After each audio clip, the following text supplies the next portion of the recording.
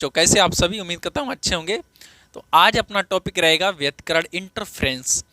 तो इंटरफ्रेंस को बच्चों समझाने के लिए हमें ले जाना पड़ेगा आपको 20 साल पीछे। वो कह रहा टाइम मशीन, अरे नहीं भैया, टाइम मशीन नहीं, मतलब इमेजिन करिए थोड़ा। 20 साल पीछे ले जाके क्या करेंगे, थोड़ा विचार करो बच्चों। अभी जो हम लोगों के पास में टीवी हैं, वो मतलब एक तरीके से टेलीविज़न जो आपके हैं, वो कलर टीवी हैं। लेकिन उससे पहले जो होते थे, लगभग शहर मतलब ब्लैक एंड वाइट में हुआ करते सारे टीवी। तो ब्लैक एंड वाइट में होते थे, जब वो चलते थे किसी गांव के मोहल्ले में गली में रख के मतलब चलाया जाता था, इसी गांव में एरिया में होता था। और उसमें क्या होता था, सब चलाया जाता था हम लोगों के यहाँ, तो उसमें सारे लोग इकट्ठे बैठ जाते थे। और जब इकट्ठे बैठ जाते थे तो उसमें काफ़ी देर तक वो जो चला रहे होते थे वो साइड करते रहते, बहुत देर तक, काफ़ी देर तक मतलब। और उसमें मतलब अब तब तक एक दूसरे से पड़ जाती, गुड्डुआ उचकता है, उसके मारा सीधा बैठ, नालायक शोर कर रहे हैं, ऐसे पड़ जाती थी एक दूसरे पे। और उधर उनका टीवी सेट सेट हो रहा, जो भी हो रहा, उसमें सेट होने में बच्चों समय लगता था। और जो समय लगता था वही यहाँ पे हम आपको समझाने की कोशिश कर रहे हैं। समय क्या लगता था उसमें, कोशिश करिए समझिए बात को। उसमें जो टीवी स्टार्ट करते थे उस समय, उसमें काफ़ी देर तक स्क्रीन पे उस पर ऐसा लगता था मक्खियाँ सी भिनभिना रही हैं, मार बुरी तरह से एकदम हमारे काली ब्लैक एंड वाइट में भिनभिनाती रहती थी। अब इसका आपको कैसे समझोगे, आप तो 20 साल पहले थे नहीं, तो आप सोच रहे होगे। तो आप ऐसा करिए, आपके परिवार में फैमिली में बड़े होंगे, उनसे पूछिए कि ब्लैक एंड वाइट टीवी में कैसी मक्खियाँ भिनभिनाती थी।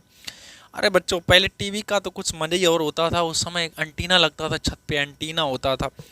और जब एंटीना होता, 3 लोग लगते थे उसमें, 3 लोग लगते थे उसमें। एक ऊपर, कभी कभी 3 लोग कैसे लगते, देख रहे सीरियल एकदम चल लिया है, अचानक आगे उस पे एंटीना कबूतर बैठ गया, वो हिला देता था, इधर पूरा कनेक्शन हिल गया, उसमें मक्खियाँ भिनभिना गई, फिर से टीवी की स्क्रीन पूरा हिल डुल गया बुरी तरह से।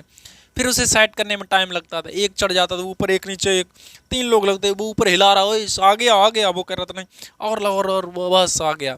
ऐसा सीन चल रहा है। अब आज समय ऐसा नहीं है, ऐसा कुछ भी नहीं, वो सिस्टम बढ़िया। लेकिन हम यहाँ पे मेन बात, मुद्दे पे आ रहे हैं बच्चों।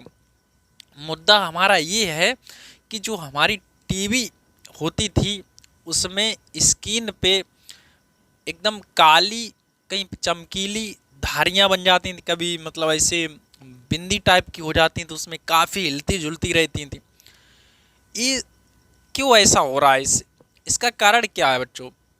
इसी को हम लोग समझने की कोशिश करते हैं, है ना। इसे हम लोग यहाँ पे समझते हैं। तो बेटा ऐसा होता है, जब दो तरंगे चलती हैं, समान आवृत्ति की तरंगें जब एक साथ एक माध्यम में संचरित होती हैं, तो वो कहीं कहीं पे मतलब ऐसा होता, उनकी जो तीव्रता दोनों तरंगों को होती है, उनकी तीव्रता से कम हो जाती है।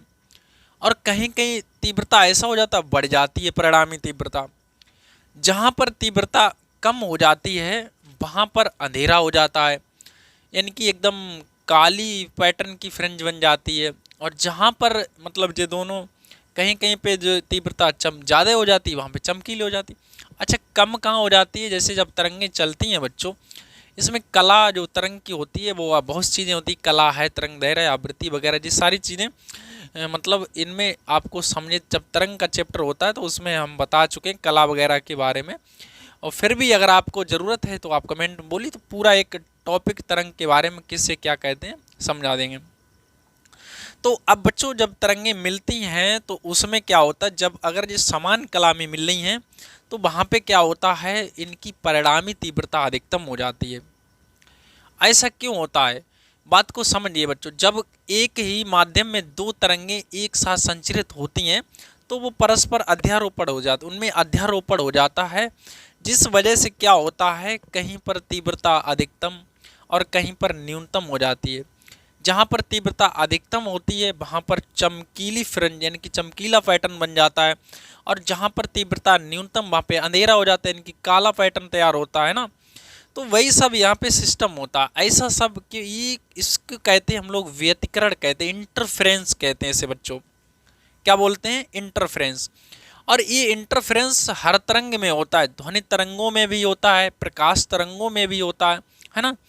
तो हम लोग सीधे शब्दों में कह सकते हैं बच्चों, जब दो समान आवृत्ति की दो तरंगें एक माध्यम में संचरित होती हैं एक साथ, जब दो समान आवृत्ति की तरंगें किसी माध्यम में एक साथ संचरित होती हैं, एक ही डायरेक्शन में होती हैं, तो क्या होता है बच्चों, वो परस्पर अध्यारोपित हो जाती हैं, अध्यारोपण हो जाती हैं, जिसकी वजह से उनकी मिलने की वजह से कहीं पर तीव्रता अधिकतम तथा कहीं पर परिणामी तीव्रता न्यूनतम हो जाती। इसे हम लोग कहते हैं बच्चों व्यतिकरण।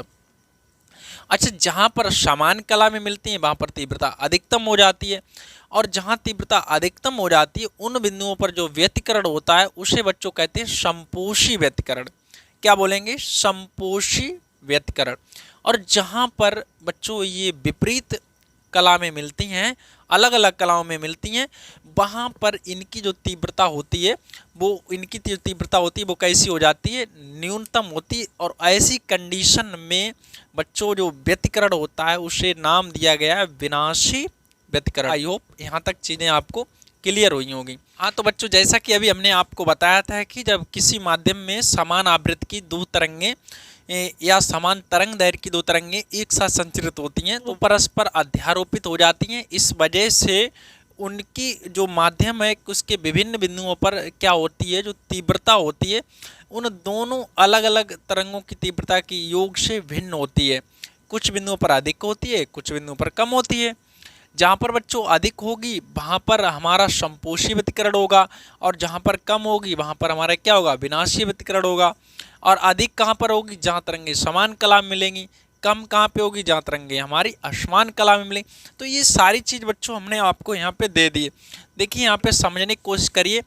जब किसी माध्यम में समान आवृत्ति की दो तरंगें एक साथ एक ही दिशा में चलती हैं तो इनके अध्यारोपण से माध्यम के विभिन्न बिंदुओं पर परिणामी तीव्रता उन तरंगों की तीव्रता के योग से भिन्न होती है। कुछ बिंदुओं पर बच्चों तीव्रता कम और कुछ बिंदुओं पर अधिकतम होती है। इस घटना को हम लोग बच्चों क्या कहते हैं? तरंगों का व्यतिकरण कहते हैं। यहाँ पे हमने दिखाने की कोशिश की बच्चों, जहाँ पर तरंगें समान कला मिलती हैं वहाँ पर तीव्रता अधिकतम होती है और उसे क्या बोलेंगे? समपोषी व्यतिकरण बोलेंगे। क्या बोलेंगे बच्चों? समपोषी व्यतिकरण। और जहाँ पर तरंगें असमान कला मिलती हैं वहाँ पर तीव्रता न्यूनतम होती है, उसे कहते हैं हम लोग बच्चों विनाशी व्यतिकरण। क्या बोलेंगे? विनाशी व्यतिकरण। याद रखने वाली चीज़ें हैं बच्चों। अच्छा, जो बच्चों हमारा व्यतिकरण कब होता है उसके लिए ये शर्तें हैं। ये शर्तें कम से कम पूरी करेगा तभी हमारी व्यतिकरण होगा। कौन कौन सी हमारी शर्तें हैं? ध्यान दीजिए बच्चों। पहला है हमारा, यहाँ दोनों प्रकाश स्रोत जहाँ से तरंगें निकल रही हैं वो दोनों स्रोत कैसे होने चाहिए? कला संबंध होने चाहिए। स्रोत कैसे होना चाहिए? कला संबंध। क्या? अभी हम आपको समझाते हैं बच्चों। तरंगों की आवृत्तियां अथवा तरंगदैर्घ्य क्या होनी चाहिए? बराबर होनी चाहिए। देखिए ये तो डेफिनेशन में ही बोल दिया, जब किसी माध्यम समान आवृत्ति है ना, और तरंगों के बच्चों आयाम है ना बराबर अथवा लगभग बराबर होने चाहिए, तभी भी काम चल जाएगा। दो प्रकाश स्रोत जहाँ से तरंगें निकल रही हैं उनके बीच की दूरी बहुत कम होनी चाहिए, और दोनों प्रकाश स्रोत अत्यंत संकीर्ण होने चाहिए, है ना। तो ये चीज़ है बच्चों। यहाँ पे कला संबंध क्या है हम लोग देखते हैं। कला संबंध बच्चों इसे कहते हैं जहाँ से जो हमारी तरंगें निकल रही हैं तो उससे बच्चों तरंगों के बीच कलांतर सदैव समान रहे, उसे बोलते हैं हम लोग कला संबंध स्रोत। तो ऐसे दो प्रकाश स्रोत जिनसे निकलने वाली तरंगों के बीच कलांतर सदैव कैसा रहे? समान रहे, उसे कहते हैं या क्या कहते हैं? कला संबंध स्रोत कहते हैं। ठीक, जो कलांतर होता है वो समान होना चाहिए जो तरंगें निकल रही हैं, तो ऐसे स्रोतों को बोलेंगे कला संबंध स्रोत। और ये बच्चों कई बार पूछा जाने वाला क्वेश्चन है, कला संबंध स्रोत किसे कहते हैं। तो ये हम आपको यहाँ पे नोट कर देते हैं, जिससे आप अगर आता है तो आप कर लेंगे। ठीक है, यह कला संबंध स्रोत ऐसे स्रोत जिनसे निकलने वाली तरंगों के बीच कलांतर सदैव कैसा रहता है? समान रहता है, कला संबंध स्रोत कहते हैं। और बच्चों इसके बाद तरंग दैर्घ्य तो आपको समझ में आ ही गया होगा। जैसे हमारी कोई तरंग है, समझो थोड़ा यहाँ पे, जैसे हमारी कोई तरंग है माध्यम में इस तरह से चलती है ना, तो जो हमारा उठा इसे सुरंग बोलते हैं, ऊपर उठा उठा भाग, और निचले इसे हिस्से को बोलते हैं गर्त।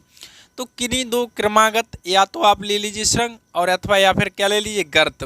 तो किन्हीं दो क्रमागत सुरंग अथवा दो क्रमागत गर्त के बीच की दूरी को बोलते हैं तरंग दैर्घ्य। क्या बोलते हैं? तरंग दैर्घ्य बोलते हैं। और इसे लैम्डा से प्रदर्शित करते हैं। किससे प्रदर्शित करते हैं? लैम्डा से। और जैसे हमारा देखिए यहाँ से यहाँ तक आई यहाँ पे इतना चला और इतनी डिस्टेंस जो चला इस यहाँ से आके यहाँ तक की, इसे बोलते हैं साइकिल। क्या बोलते हैं बच्चों? साइकिल, एक पूरी साइकिल। तो एक सेकंड में ऐसी कितनी साइकिलें कंप्लीट, यहाँ 2 साइकिलें हमने दिखाई, यहाँ से यहाँ तक 1 हो गई, फिर 2 हो गई। तो ऐसी एक सेकंड में कोई तरंग कितनी साइकिलें पूरी कर लेता है, उसे हम लोग बोलते हैं, क्या बोलते हैं? आवृत्ति बोलते हैं। अब जैसे आवृत्ति का मात्रक बच्चों होता है हर्ट्ज। क्या होता है? हर्ट्ज होता है फ्रिक्वेंसी, इसे इंग्लिश में फ्रिक्वेंसी बोलते हैं। जो हमारी बच्चों धारा आ रही है सबके गांव में, मतलब एसी करंट जो होता है वो भी हमारा एक तरीके से इसी कैटेगरी से, इस तरीके से चलता है। उसकी जो फ्रिक्वेंसी होती है उसकी 50 हर्ट्ज होती है। कितनी होती है?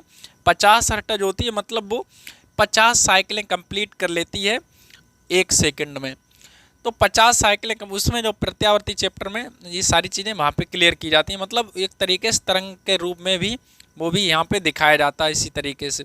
तो उसमें भी साइकिलों की चर्चा होती, कोई भी तरंग है तो उसमें साइकिलें इस तरीके से होती हैं। और आवृत्ति का मतलब बच्चों यही होता है कितनी साइकिलें कंप्लीट कर ली। तो जो भी रहता है वो हमारा आवृत्ति का मात्रक हर्ट्ज होता है यहाँ पे। अगला है प्रकाश के स्रोत के बीच की दूरी बहुत कम होनी चाहिए।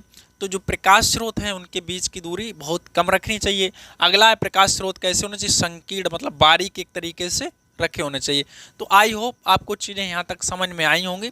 अब हम बच्चों अगला नेक्स्ट वीडियो लेकर आएंगे, तब तक आप अपना ख्याल रखिए और बने रहिए हमारे साथ। अगर वीडियो पसंद आए तो लाइक करिए, दोस्तों में शेयर करिए और कमेंट जरूर किया करिए बच्चों। अगर आपको किसी भी टॉपिक से रिलेटेड कोई समस्या है, अगर अच्छा लगा वीडियो तो भी आप कमेंट करिए, जिससे हमें मोटिवेट होते हैं। तो चलिए मिलते हैं हम लोग बच्चों अगले वीडियो में। धन्यवाद।